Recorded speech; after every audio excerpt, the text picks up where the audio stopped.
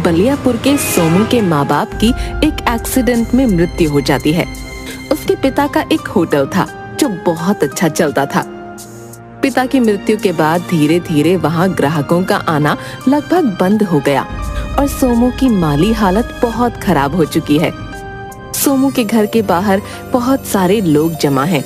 मैं आप सबके हाथ जोड़ता हूँ और विनती करता हूँ, मुझे कुछ और समय दे दीजिए। मैं जल्दी आप सभी का कर्जा चुका दूंगा।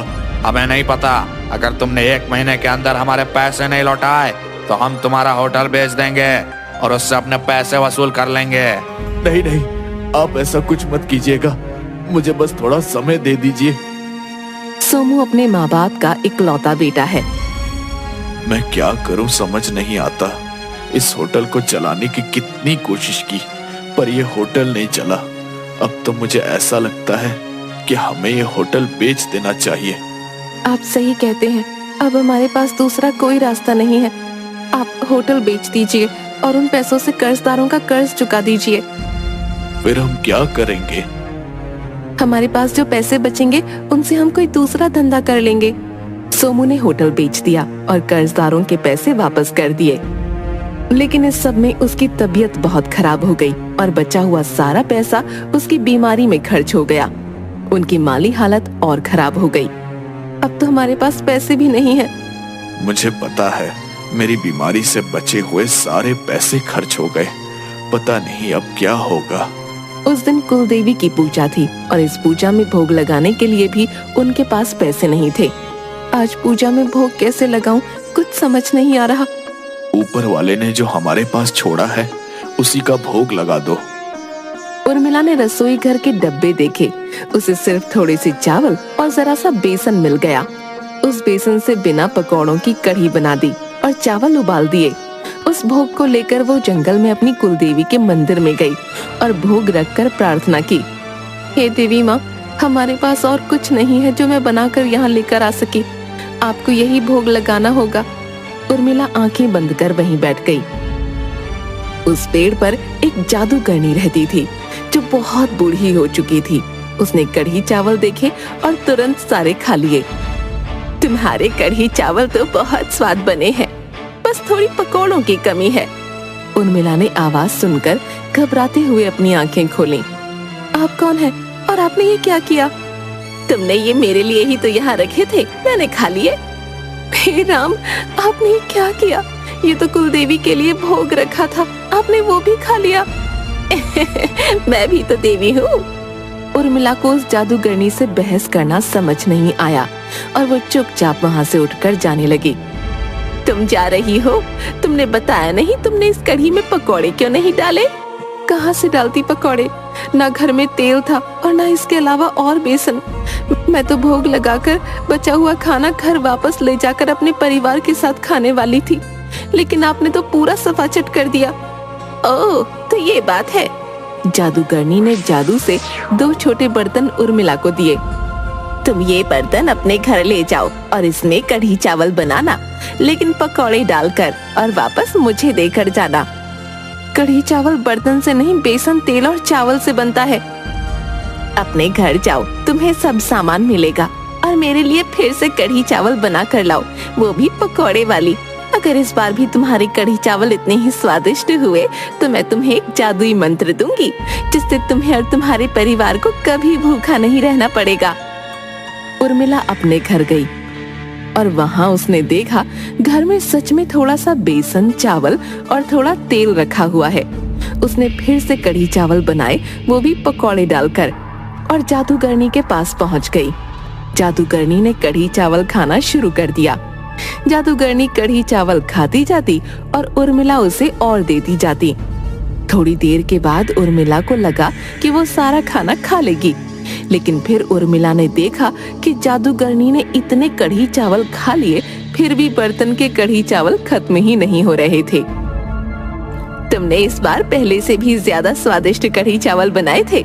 मुझे एक बात समझ नहीं आ रही, आपने इतना सारा खाना खाया फिर भी इन बर्तनों में कढ़ी चावल खत्म नहीं हुआ।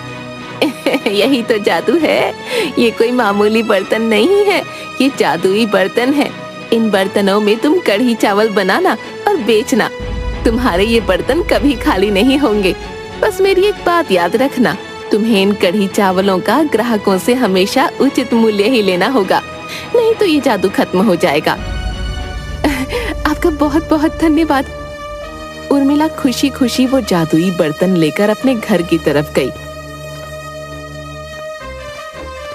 और सोमू को सारी बात बताई।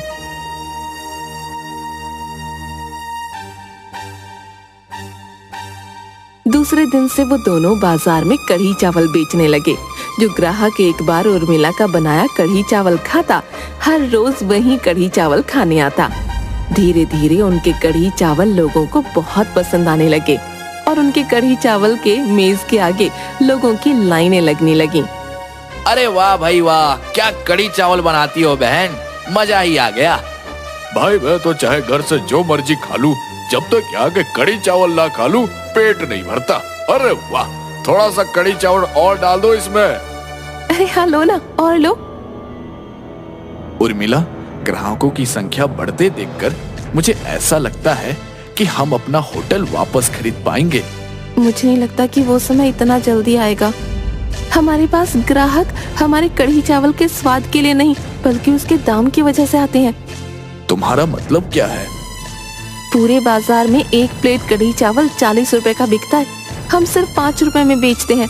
हाँ, हमें थोड़ा मुनाफा कमाना चाहिए। इसलिए बोल रही हूँ कि सारा दिन धूप में बरसात में खड़े रहने के बावजूद हम कम मुनाफा कमाते हैं। हमारी स्थिति को पहले जैसा करने के लिए हमें अपने कढ़ी चावल के दाम बढ़ाने होंगे। तुम उस जादू करने की बात भूल रही हो। मुझे सब याद है, लेकिन आप भूल रहे हैं। अगर ऐसे चलता रहा और किसी दिन जादूगरनी का जादू गायब हो गया तो हमारे पास फिर से कुछ खाने को नहीं होगा। तुम्हारी बात तो सही है, लेकिन जादूगरनी की कही बात का क्या होगा अगर उसका जादू गायब हो गया तो? अगर हमारे पास फिर से पैसे आ जाएंगे और ये जादू गायब भी हो जाएगा तो भी हम उन पैसों से कुछ तो कर ही लेंगे ना। लेकिन इस तरह 5 रुपए में एक प्लेट कढ़ी चावल बेचकर जिंदगी का गुजारा कैसे कर सकते हैं? उर्मिला की बात मानकर सोमू ने कढ़ी चावलों के दाम 5 से बढ़ाकर 10 रुपए कर दिए। फिर भी बर्तनों में कढ़ी चावल खत्म नहीं होते थे। देखा, जादूगरनी को भी पता है कि हमने अपने कढ़ी चावल के दाम दूसरों से कितने कम कर रखे हैं। हाँ, हम कुछ ज्यादा ही कम मुनाफा कमा रहे थे। सब ठीक चलता रहा। कुछ समय बाद एक दिन फिर से उर्मिला ने कहा, हमें लगता है अभी भी हमारे कढ़ी चावलों के दाम कम हैं। हमें ये 10 रुपए की जगह 30 रुपए में बेचने चाहिए। हाँ, महंगाई भी तो कितनी बढ़ गई है। कल से हम कढ़ी चावल के दाम 10 की जगह 30 कर देते हैं। दूसरे दिन से उन्होंने कढ़ी चावलों के दाम 10 की जगह 30 रुपए प्रति प्लेट कर दिया। फिर भी दुकान पर ग्राहकों की लाइन लगी रहती थी। अरे उर्मिला ने तो अब कढ़ी चावल के दाम बढ़ा दिए हैं, लेकिन स्वाद के लिए इतना दाम तो चुकाना ही पड़ेगा। सही कहा ना भाई? बिल्कुल 100% सही बात कही है भाई। उस दिन शाम को उर्मिला और सोमू के लिए बर्तनों में कढ़ी चावल नहीं बचा।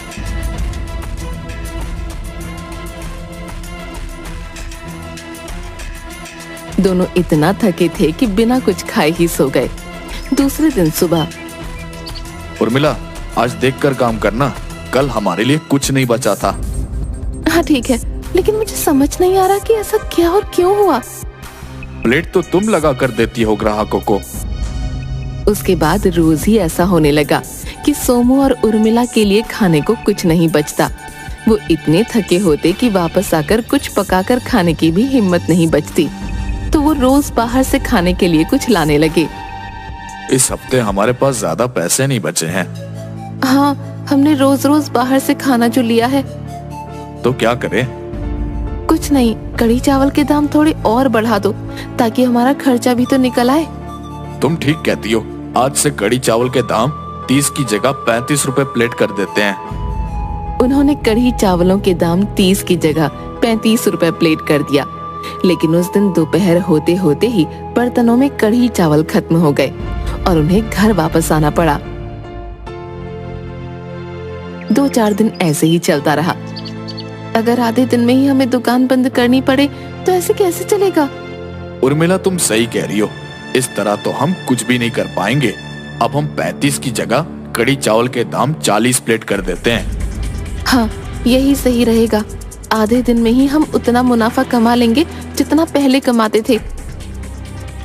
दूसरे दिन से दोनों ने कढ़ी चावलों के दाम 35 की जगह 40 रुपए प्लेट कर दिया। उर्मिला घर से जितने कढ़ी चावल बनाकर ले गई थी वो सिर्फ 10 प्लेट हुए। उसके बाद बर्तनों में कढ़ी चावल खत्म हो गए। दोनों को 1 घंटे बाद ही घर वापस आना पड़ा। मुझे लगता है जादूगरनी ने अपना जादू वापस ले लिया है। तुम सही कह रहे हो। हमारे पास कितने पैसे बचे होंगे? ज्यादा नहीं, सिर्फ 400 रुपए बचे हैं। इतने में तो कुछ भी नहीं होगा। ये सब हमारे लालच की वजह से ही हुआ है। अगर हम कढ़ी चावल के दाम 5 से 10 ही रखते तो आज हमें ये दिन नहीं देखना पड़ता। मैं भी आती हूँ।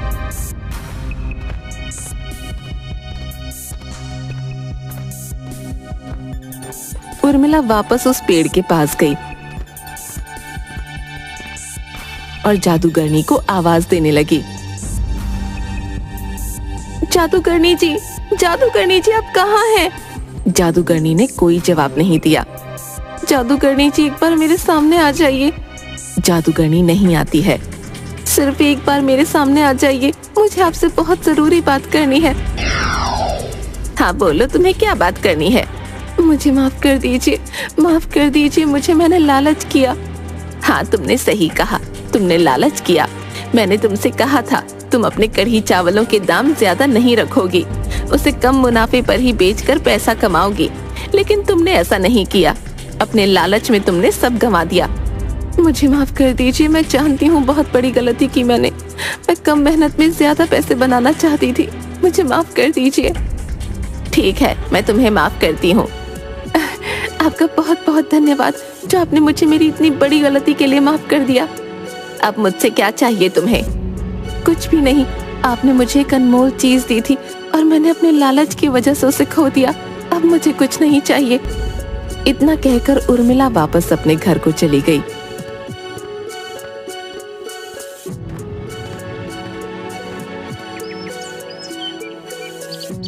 दोनों ने काम की तलाश के लिए बहुत मेहनत की। लोगों के पास गए, दुकानों पर गए, लेकिन किसी ने उन्हें कोई काम नहीं दिया।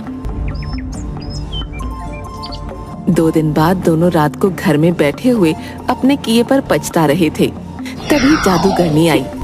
उर्मिला, मैं तुम्हारे घर कढ़ी चावल खाने आई हूँ, वो भी तुम्हारे हाथ के बने हुए। बैठिए, मैं जरूर आपके लिए कढ़ी चावल बनाऊंगी, लेकिन बिना पकौड़ों के। तुम्हें पता है मुझे बिना पकौड़ों के कढ़ी चावल पसंद नहीं। बिना पकौड़े के मत बनाना। हमारे घर में तेल नहीं है। अपने रसोई घर में जाकर तो देखो।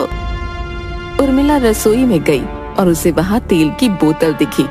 उसने जादूगरनी के लिए पकौड़े डालकर कढ़ी चावल बनाए और बड़े प्रेम से उसे खिलाने बैठ गई। जादूगरनी ने पेट भर कर कढ़ी चावल खाए।